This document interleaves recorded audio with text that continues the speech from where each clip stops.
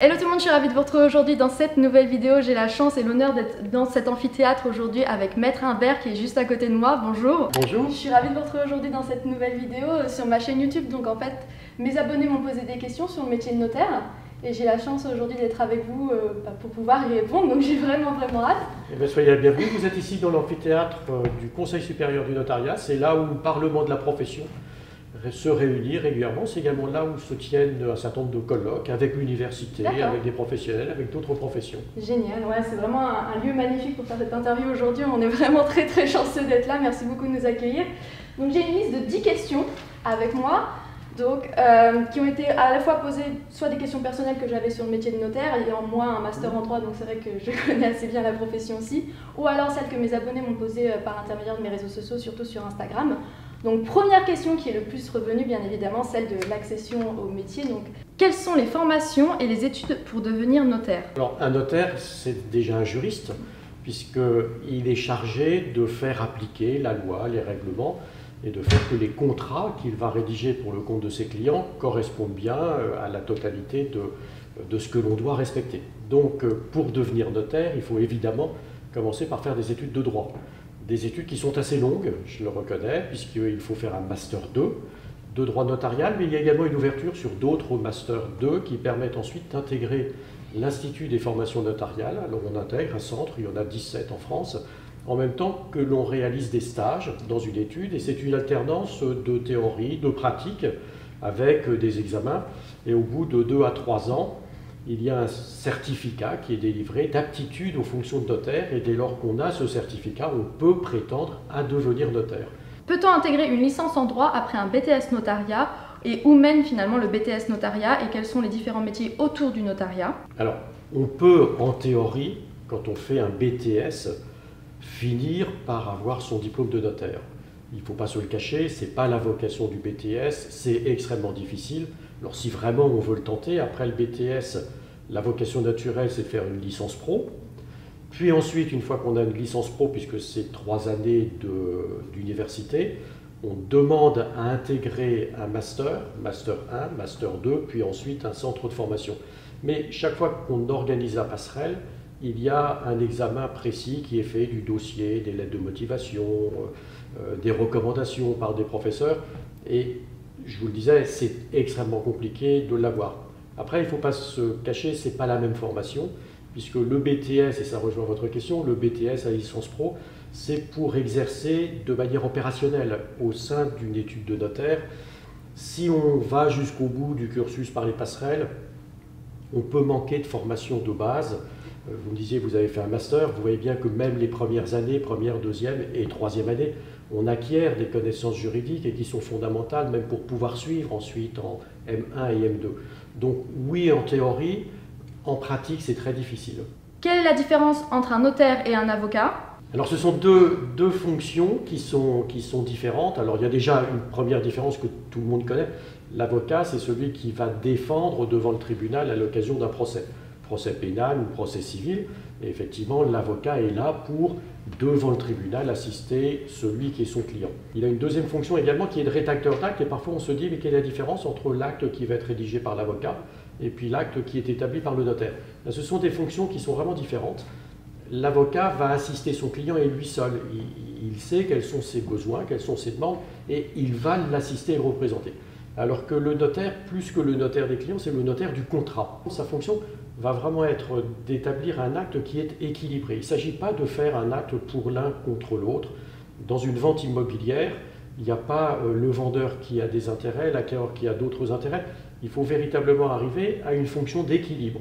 Et donc le notaire, sa fonction, c'est justement de veiller à cet équilibre. Quand il fait un partage dans une succession, il ne prend pas le parti de l'un contre l'autre.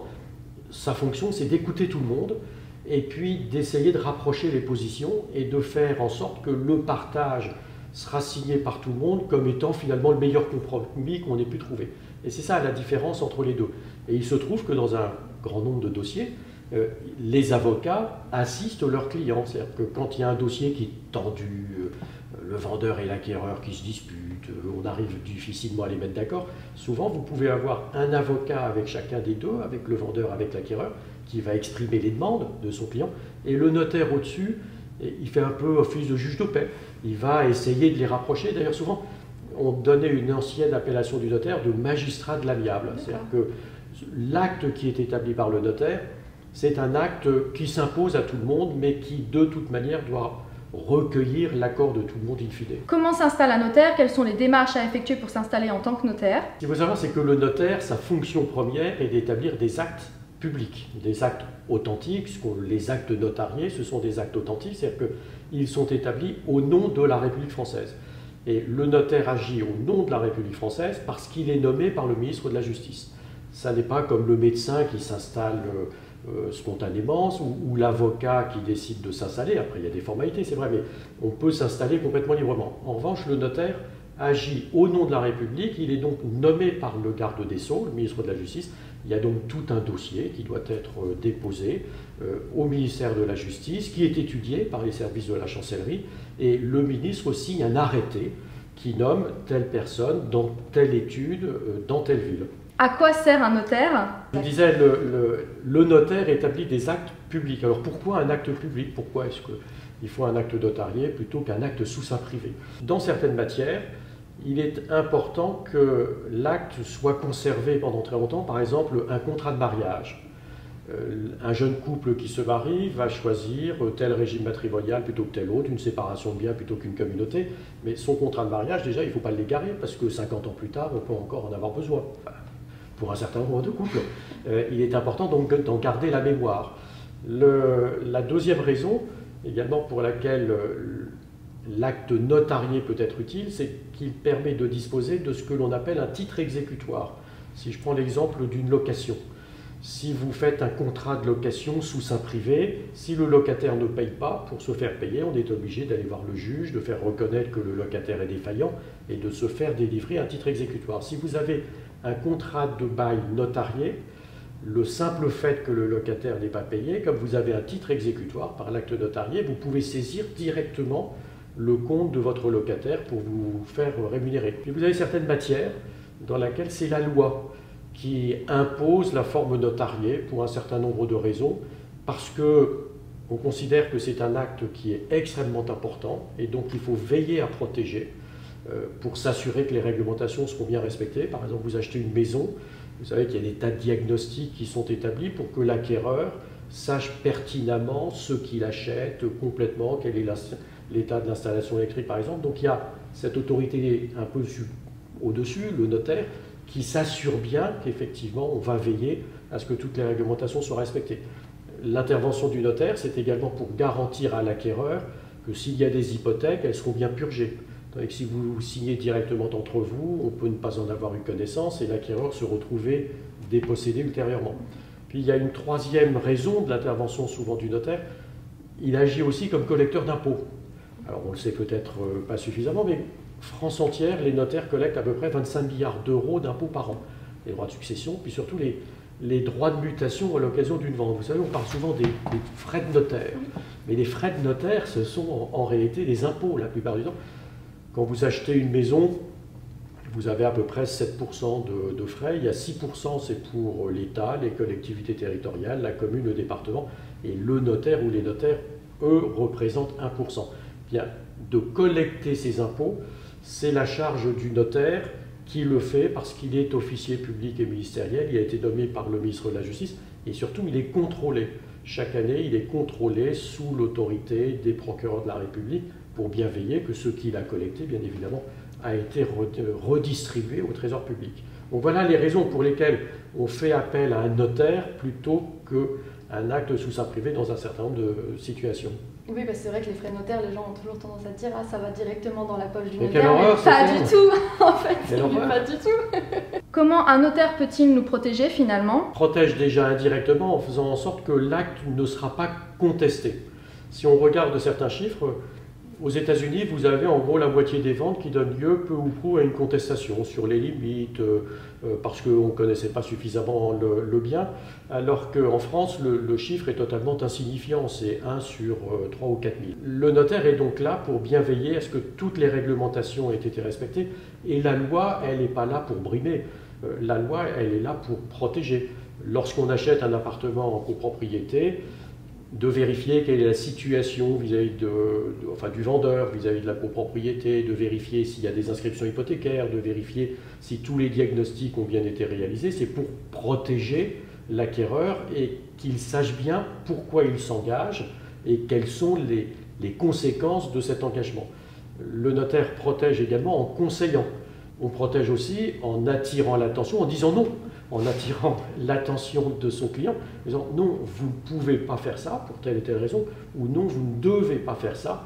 Par exemple, dans des transmissions au sein des familles, on peut avoir un état d'exaspération parce que l'un de ses enfants est parti à l'autre bout du monde. Eh bien, le rôle du notaire, il va être justement de relativiser et d'amener à réfléchir davantage. Pourquoi a-t-on besoin d'un notaire pour acheter son appartement ? Pour des raisons de perception de toutes les taxes, pour une raison également qu'il faut bien voir, c'est que l'achat d'un appartement ou d'une maison, c'est tout de même l'opération finalement la plus lourde que l'on puisse faire comme particulier. On s'endette pour 20 ou 25 ans, on ne peut pas changer d'appartement ou de maison aussi fréquemment, le processus est quand même assez lourd, et donc il est important de le faire en pleine connaissance de cause et en sachant que tout a été vérifié, qu'on n'aura pas de mauvaises surprises, que les servitudes ont été vues.